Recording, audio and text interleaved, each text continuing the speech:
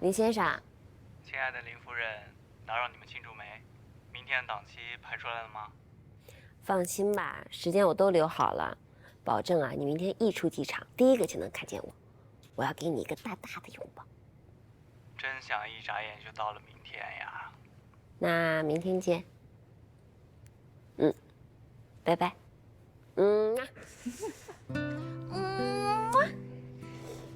异地就一天3个电话，等林浩回来，你们不得腻死我们呀？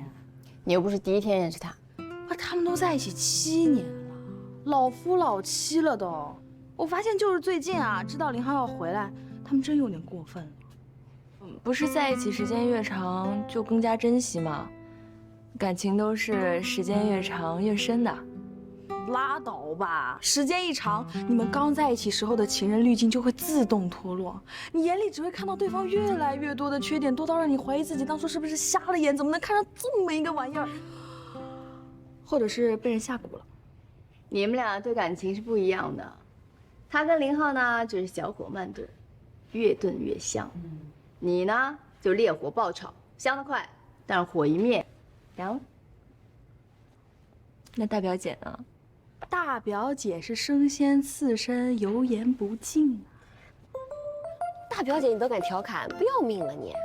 我说的是实话，你们想想，大表姐有时候那些冷静啊、理智啊，让我都感觉害怕，更不要说那些普遍有大男子主义、试图在爱情中体现自己掌控欲的臭男人们。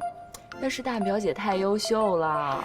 好了好了，言归正传，林浩回来还是值得庆祝的，姨父姨妈总算可以放心了。那我们就祝夏小妍同学和林浩学长可以重新团聚啦！祝夏小妍离爱情的坟墓又进一步。爱情的事业我全都要。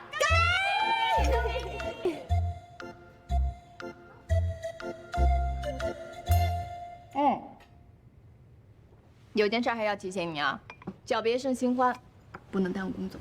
放心吧，实习期这几个月我一定会胜任。有什么事儿就跟我们说，别自己扛着。对啊对啊，3个臭皮匠顶上一个诸葛亮。哎，你才是臭皮匠啊，我俩可不是。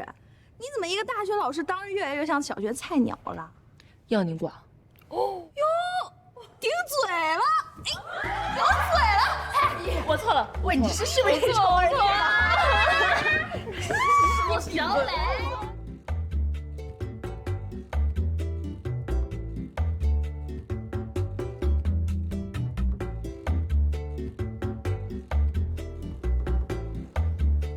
这都是些什么呀？塞得满满的，堵成这样，当然就不通了呀！你们怎么弄的呀？就是平时洗个水果啊，掉点水果皮什么的。这也就是你们平时还用着，要是不过水儿，到了夏天这味儿反上来，得熏死人。哎呀，到时候买个下水槽搅碎机就好了。哎，就那个火星人集成水槽就挺好的。虽然你家林先生对生活品质有要求，但我还是觉得，这有些钱还是花在该花的地方。以后家里洗衣做饭、擦地洗碗，都包在我身上。那你岂不是一个全能老公啦？你不喜欢吗？我是怕我的老公太辛苦啊。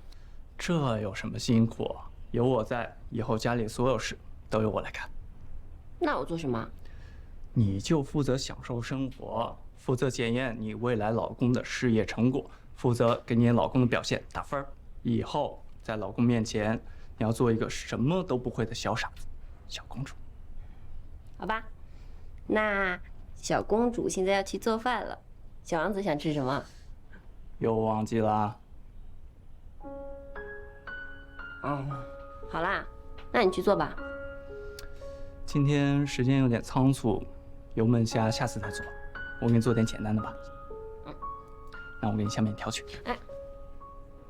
我不想吃面条。我可是会做好几种卤的。可是我今天就是不想吃面条。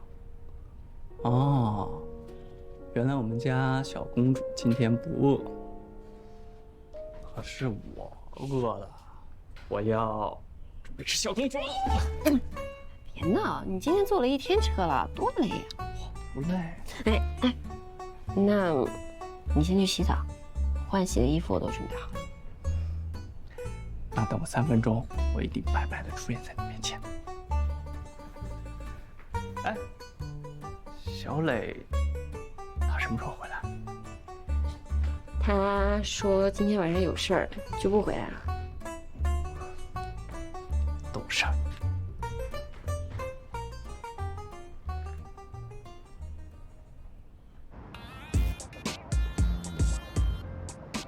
我先给大家介绍一下，这位是我们运营部新来的同事夏妍。大家好，我叫夏妍，之前在星辰科技负责爱瑜伽的项目，今天正式入职 SG， 请大家以后多多关照。你好，我是美琪。嗨，我是悠悠。嗨，我是艾米。我是小，你就不必了。夏妍，我们运营部实行末位淘汰制，每个月月末都会根据大家的绩效考核来打分，连续2个月分数垫底就会收到黄牌警告，若是第3个月继续垫底，就会被劝退。小齐，你已经连续3个月绩效考核垫底了吧？今天可以去人事递交辞呈了。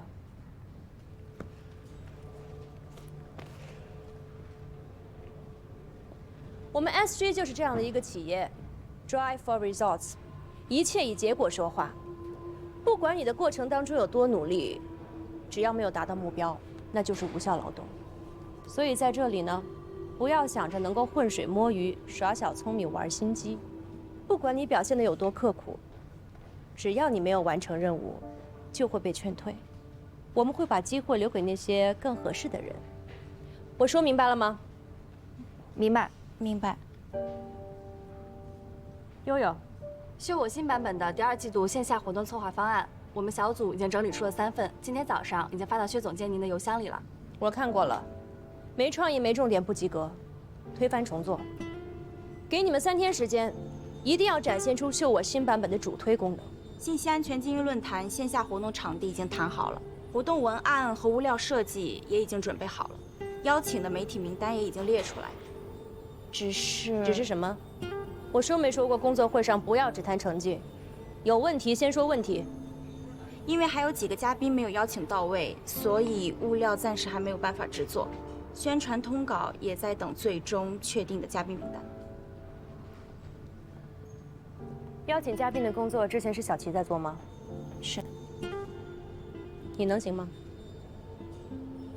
没问题。论坛下个月必须按期举行，所有的嘉宾名单这个星期必须交到我的手上。你就坐小齐的位置，试用期3个月，你的时间不多了，抓紧机会吧。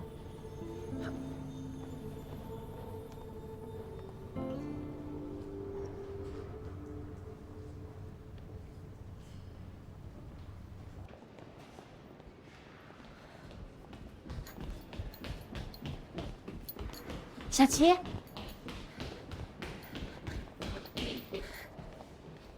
我之前合作过一家广告公司，待遇还不错，我觉得挺适合你的。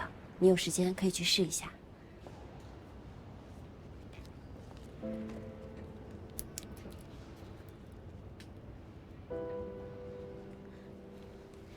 这个是他们公司的名字，还有电话。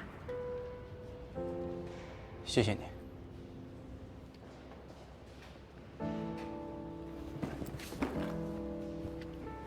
这是我电话，以后有什么需要帮忙的，尽管找我。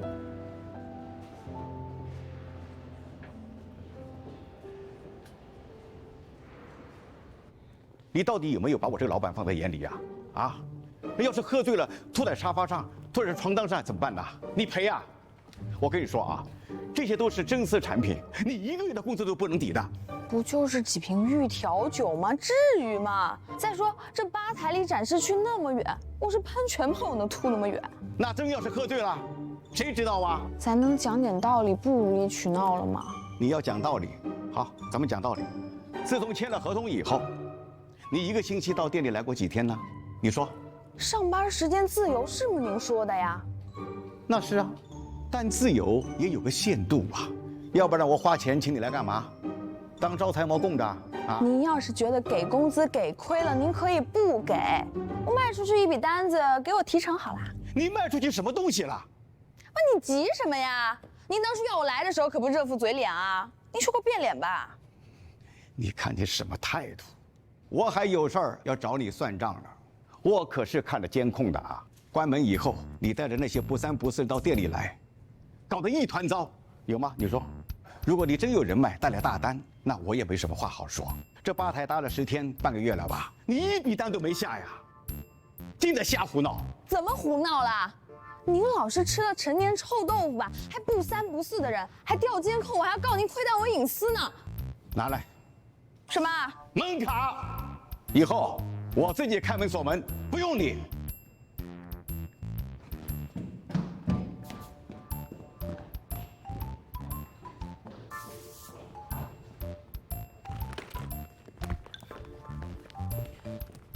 你可别后悔。我派书文化不高，还不知道后悔这俩字怎么写呢。我明天就让人把吧台给撤了。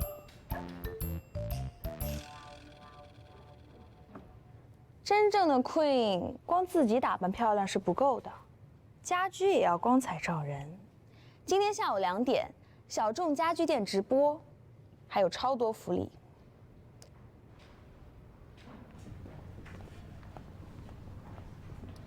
小严，徐总好。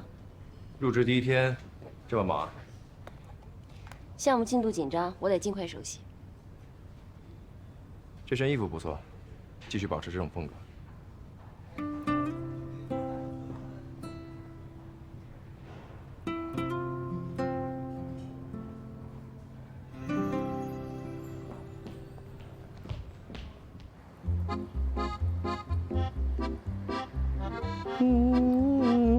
自你进家。小闯啊，真没想到，你随便说2句就卖出去3套，而且是店里最贵的。直播卖货好处大了去了，绝对是大势所趋。今天啊，是我临时开直播看的人少，要是提前预热一下，卖出去的可不止3套。哦，那你以后好好准备一下吧。直播卖货太累了，看我心情吧。这个，你拿着。干什么啊？开个玩笑，你还当真了？我现在已经有备用门卡了，这个你拿着。我经常看货进货的，不在店里，你拿着你方便。那可不行，万一店里丢东西啦，有人看了监控又要说带了不三不四的人来，怎么办呀？以后啊，你该下班下班，你朋友愿意来坐坐啊，我们随时欢迎。开门做生意嘛，就是图个人来人往。他们是朋友，也是潜在的客户啊。吧台都拆了，朋友来干嘛？谁说拆的？这花钱大的拆它干什么？又不拆啦？不拆了，给你留着。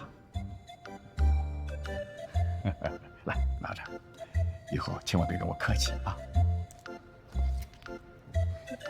见钱眼开。夏言，信息安全精英论坛的嘉宾名单和资料我都发你公司邮箱了，记得查收。好，加油。夏言，你是不是得罪薛老大了？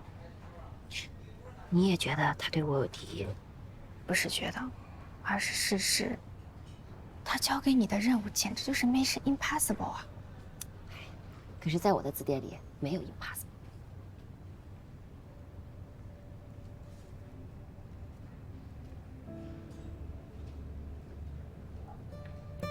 袁大海教授，刚才那个被劝退的小齐，就是卡在这个袁大海教授上了，2个多月都没能搞定，只能收拾东西回家了。这个袁大海教授啊，是业内大拿，全国计算机安全信息领域的资深教授，他来做主讲人，必然会提高这次活动的品质，所以上面就定下来非他不可。可是他拒绝了。小齐给他发了好多邮件和短信，他愣是不搭理。后来小齐直接跑到袁教授学校的办公室，直接被他叫来的保安轰出去了。僵持了2个月，愣是没跟袁教授说上10句话。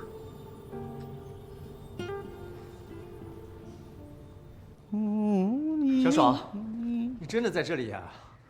梁，你怎么来了？我看了你的直播，然后一搜，发现这家具店就在我附近。你说巧不巧？这么久没有见你，没想到你还和以前一样漂亮。哦不，是比以前更漂亮了。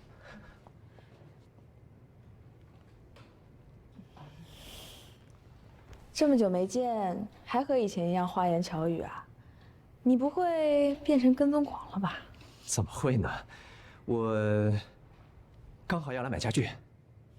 派叔，啊，你招呼一下，我先走了。哦，韩爽，你去给他介绍一下，再卖出去一套，我给你加10%的提成。我韩爽是什么人啊？我要是想靠前男友赚钱啊，谁来你这破店上班啊？韩爽，哎，爽，你别走啊！你不给我介绍介绍吗？哎，这套沙发怎么样？哎，你去过我家，和我家客厅搭不搭？不搭，不合适。派叔，先走了。爽，先生，我来给你介绍，这套沙发是意大利进口的真皮沙发了。不好意思，我不买了。先生，我给你打8折啊！要懂啊，就把这个事情全部解决了，对不对？对。所以说你在这瞎讲，是不是？袁教授，袁教授，同学，有什么事吗？我刚刚听了您的课，有个疑问。说说。您说保护大数据信息的有效措施是基于开发公司的良心，还有用户的自我保护意识。哦，我说的不对吗？我们能够做的就是提供更安全的锁，但是呢，这个锁能不能用上，取决点并不在于我们造锁的人身上。那如果在建房子的时候，为这栋房子特制一把安全锁呢？小姑娘，你是几班的？你可以把你这个想法呀，好好的构思一下，然后写出来，我们一起探讨。对不起，袁教授，我不是这个学校的学生。我是 SG 运营部的夏言。袁教授，您能给我几分钟时间？胡闹！小王，哎，叫保安来，这里有不是本校的人在捣乱，赶他出去。哎，袁教授，哎，我们袁教授不接商业活动的，你别再来烦他了。我们不是商业活动。再怎么赶时间也要吃饭的呀。哎，我先不跟你说了啊，我有点急事儿。袁教授，袁教授，怎么你也找到这里来了？这是我们活动的资料，您看一下。小李到。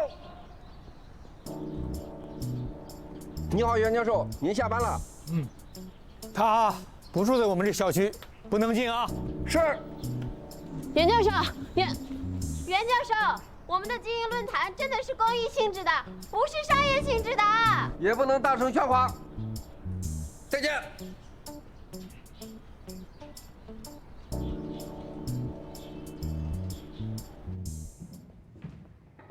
夏小妍同学，你这才去新公司几天啊，就累出黑眼圈了，小心未老先衰啊！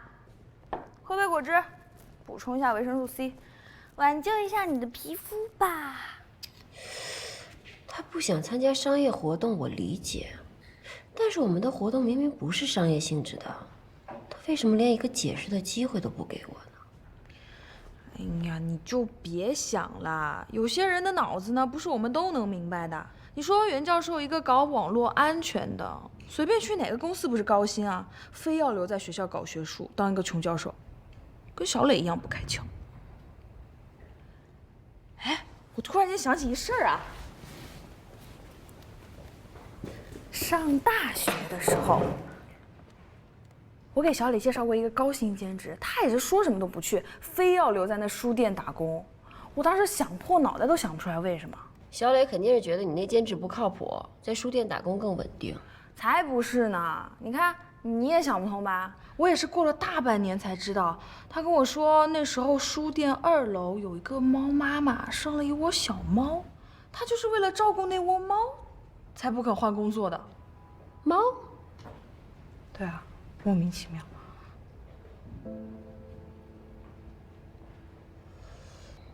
顽固的人都有坚守，有铠甲就有软肋。这个袁教授的软肋到底是什么呢？夏言，我叫你过来是来陪我聊天的。你就只知道忙工作。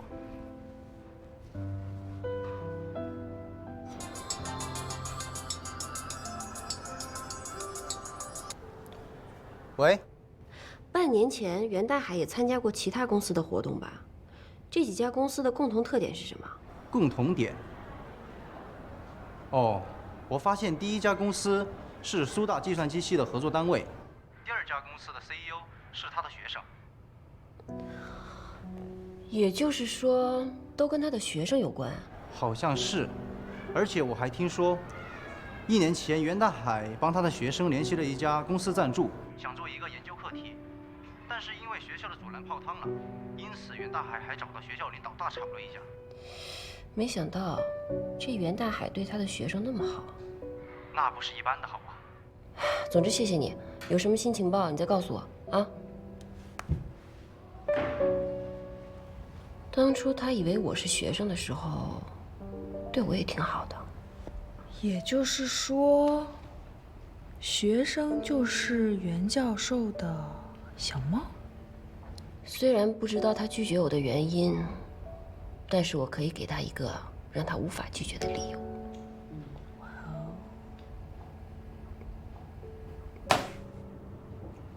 这什么？是校招实习生的策划案。校招实习生跟运营部有关系吗？自己的本职工作还没有做好，就替人事部讲方案。你要是对他们工作那么感兴趣，可以申请调离运营部啊。薛总监，我是为了安全论坛主讲嘉宾的事情做的这份方案。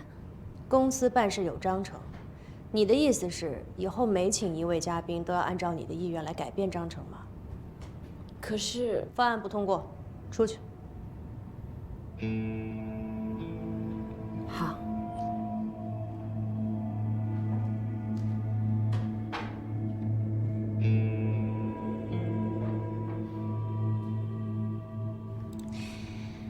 哎呀，终于下班了。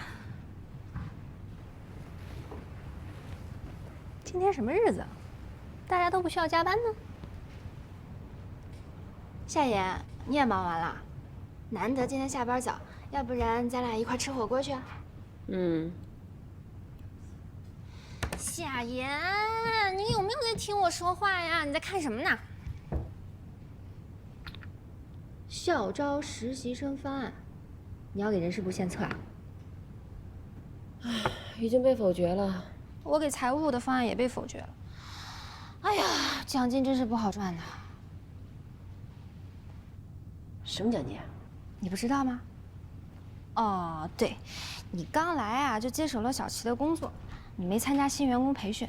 咱们公司啊，有一个人才激励政策，所有的员工呢可以跨部门献策，一旦被采用，就会有奖金。我已经想了很久了，我觉得跨部门，怎么献策啊？就很简单啊，就比如说你这个方案吧，你就可以用 OA 传给人事总监。艾米，你真的是我的大救星。你不是说被否决了吗？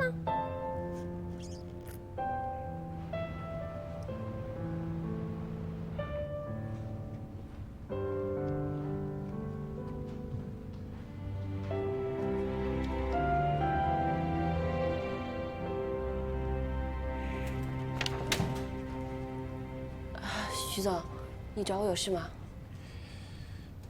着装不错，不过你可以下次试着再放开一点儿。要是没有其他事，我就先走了。去找袁大海啊？你怎么知道？我看到了人事部的批复，你提交的校招实习生方案已经通过了，是为袁教授准备的吧？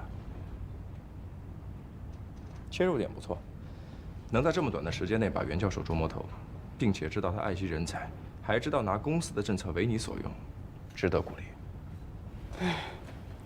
谢谢徐总夸奖。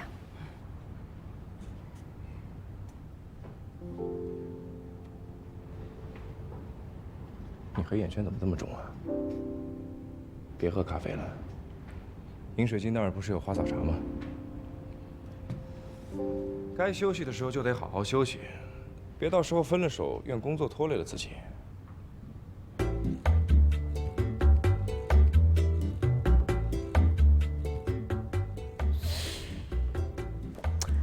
也想跟你们一起吃，但我这都到家门口了，没有办法呀。对，我就在家楼下呢。你好，是不是？不是本小区业主不能进。我是这小区的呀。请刷卡。卡不是找不见了吗？你帮我看一下啊。摘下眼镜就能找得到。摘呀，摘呀，你倒是摘呀。再见。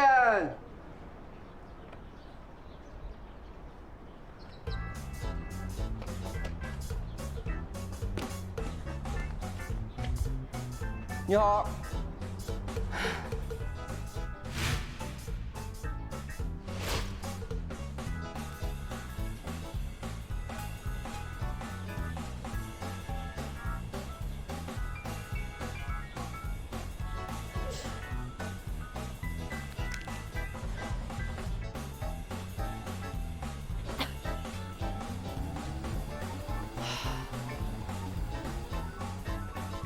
袁教授，袁教授，袁教授。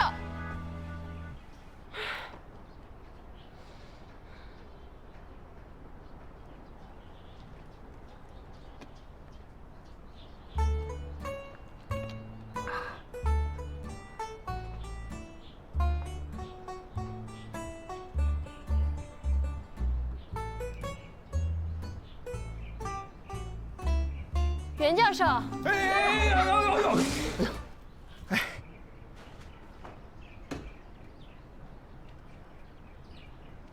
你没事吧？我的脚没事。袁教授，这有一份策划案，您看一下。为了帮资本家来忽悠人，值得这么拼吗？袁教授，您是一位老师，难道您不希望您的学生以后努力工作吗？我教的学生都是做技术的，跟你不一样。他们通过努力所得到的，都是真实的成果。他们努力的成果是产品，我们努力的成果是让产品被更多人认识。不必说了，你去医院看一下你的脚吧，医药费我来付。我的脚没事儿。你还挺诚实的。我从来不说谎的。袁教授，这份方案与我们的活动无关，是关于您学生的，所以还请您看一眼。我的学生？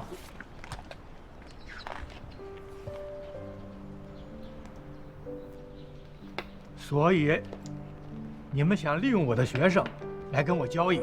不是的，您的学生都非常优秀，我们公司很需要他们。这份方案已经通过了公司的审批，不管您是否来参加我们的活动，都会执行的。你这就是活动策划？对，请您过目。我不看，我相信这份策划写的一定非常好。可是我怎么知道你们会按照这个策划去执行呢？袁教授，这份策划书将由公证处公证，并由他们监督。如果有任何违背了公益精神，或者是违背了这份策划书上的内容，我们公司不但会赔偿您巨额的赔款，还会由公证处发布公告还您清白。这个你能做主？这个我倒是不能做主，但是我可以跟您保证，如果公司不答应这个要求，我一定不会再出现在您面前。这可是你说的啊。袁教授，那如果公司答应了，您是不是就可以来参加我们论坛了？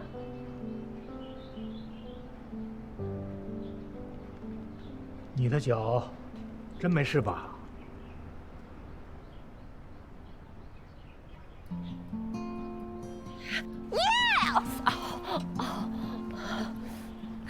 谢谢你，谢谢袁教授。论坛嘉宾的邀请情况怎么样？问题都解决了吗？袁教授已经答应做主讲人了，夏妍已经把签好的合作协议带回来了。答应了。对，协议在这里。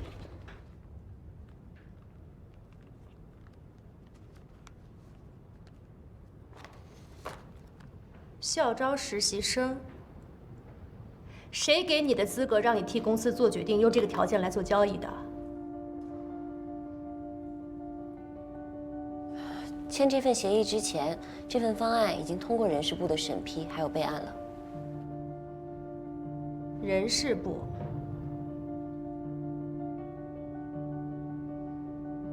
其他问题还有吗？根据嘉宾的邀请情况，通稿和物流我们已经对外投放一部分了。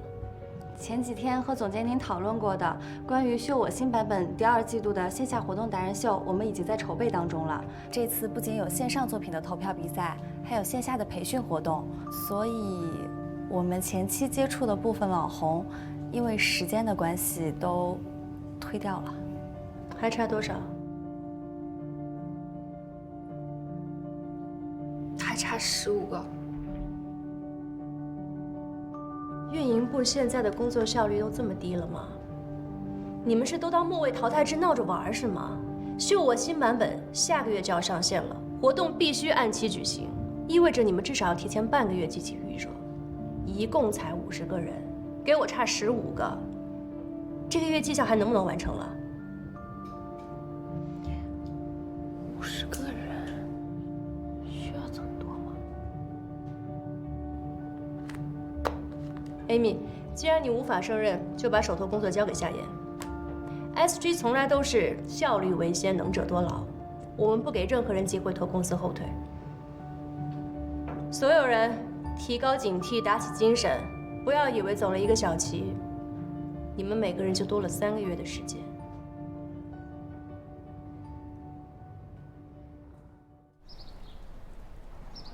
林浩学长，小磊，你下班了？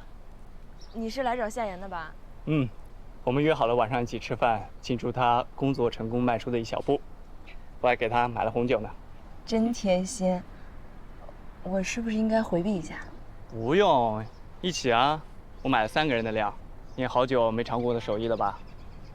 那我今天晚上可以跟着夏言沾沾光，有口福了。走吧。嗯。用我帮你拿吗？不用不用。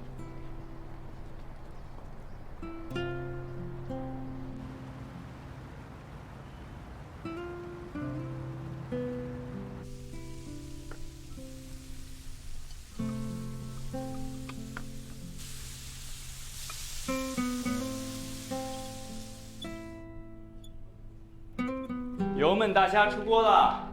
哎，你别弄，随地烧到手，过来。好。这种事啊，是男人干的。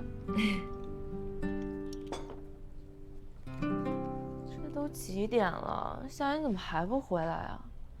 学长，要不你跟他联系一下吧。那我去给他打个电话。好，我倒酒。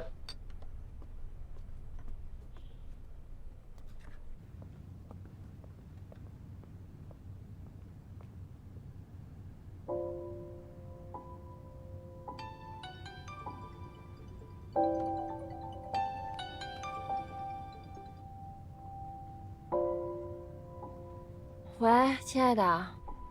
你现在不会还在公司吧？哎呀，都这么晚了，我一忙就忘记看时间了。是不是饿了？你这么一说还真有点。要不然你跟小磊先吃吧，我这赶紧忙完了，然后我再回去。我都好几天没见你了，我一定会尽快回去的。行，你路上别着急，注意安全。饿了的话就去楼下便利店买点吃的，先垫垫肚子。好。那我先工作了。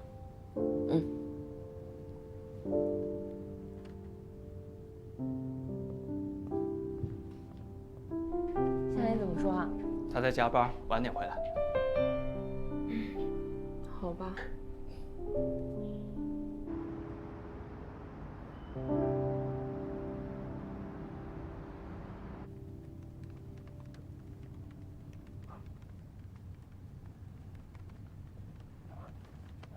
还没下班？徐总，没事，坐。达人秀的事情时间比较紧张，所以我加了个班，整理点方案。准备的怎么样了？线上的宣传是美琪他们组在负责，主页的宣传海报已经和企划部对接过了，还有比赛页面的功能需求和产品部已经开过会了。线下的发布会还有活动场地是艾米和悠悠他们在负责，具体相关物料已经开始筹备了。听薛总监说，达人秀的名单还没敲定。还差15个。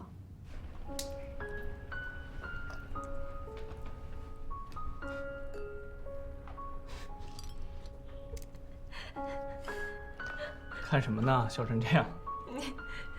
你看看，这小孩是不是挺逗的？小胖子哈，逗吧？嗯，还穿个恐龙的衣服。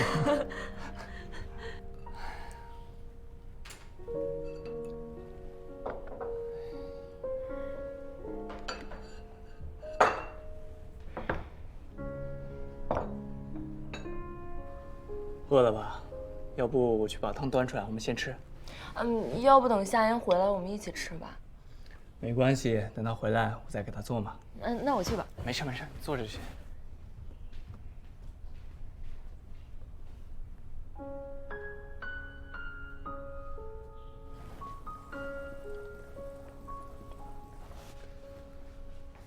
来，汤好了，我拿下垫子。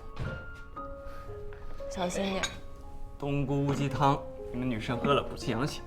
来，好香啊！真羡慕你们。你说当时我们学校啊，有那么多对儿，我们认识的人里面，到现在还在一起的，也只有你和夏言了吧？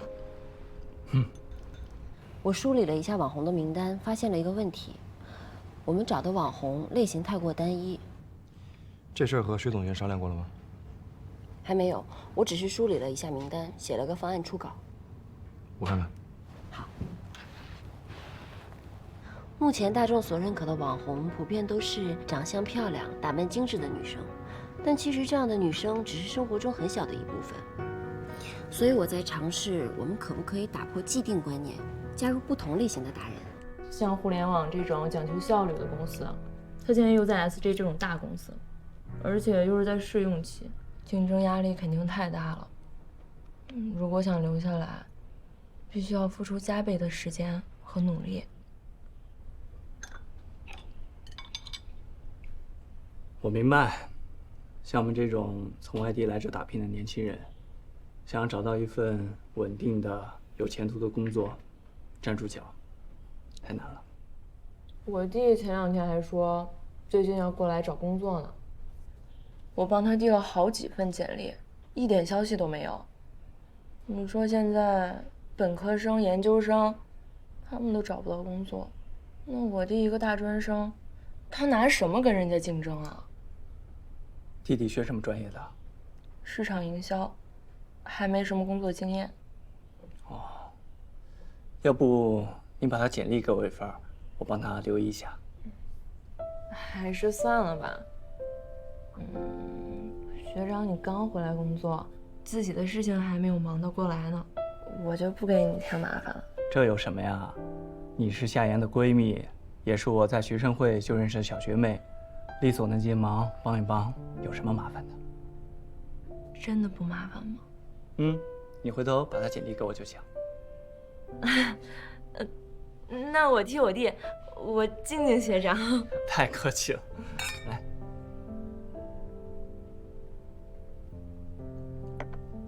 别光顾着说话呀，快吃呀！好。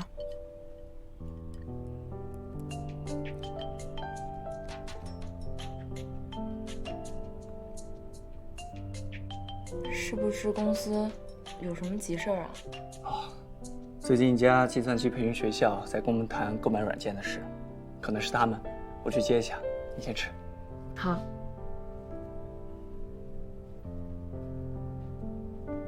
还有一个很重要的板块，音乐。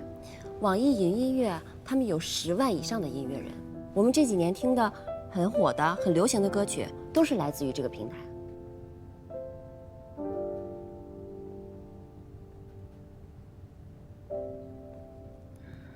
徐总，你觉得呢？先按照你的想法梳理出来吧。行。吃饭吧。不了不了。紧张什么？让你吃饭又不是吃你。不是，我还要忙方案的事情呢。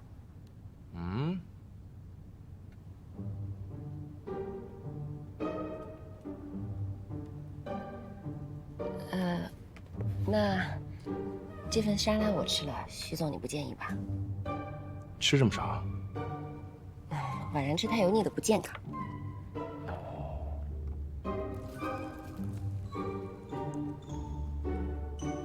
这鸡蛋给你吃吧，我不爱吃。您不吃就放着呗。浪费可耻。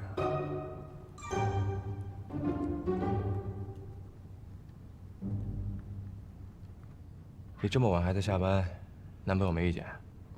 所以，咱们公司是不是应该考虑给员工发情感补偿费啊？可以啊。如果你们分手的话，我可以考虑补偿一笔费用给你。徐总，我虽然有工作，但是我也有个人的生活。你自己慢慢吃吧。方案就按照你的想法梳理出来，明天交给我。